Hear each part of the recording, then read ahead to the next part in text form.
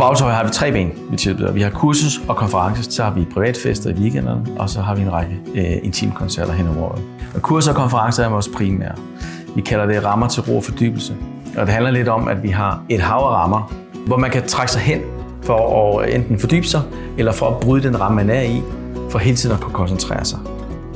Vi har en vinmark. Vi har en blomsterhave, hvor man kan nyde blomsterne, og så spise dem senere på menuen.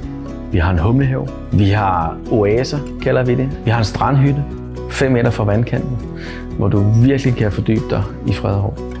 På Bagshøj arbejder vi ud fra 3 værdier.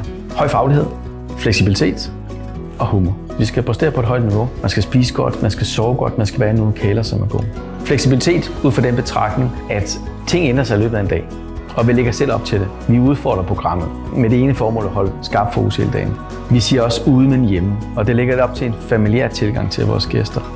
Og der er humoren oftest en løbsestrang for ligesom at komme lidt tættere på hinanden. Man skal helst gå fra med en oplevelse af, at man mødte nogen, som interesserede sig for en, og var ret interesseret i at vide, hvad kan jeg gøre lige præcis for dig.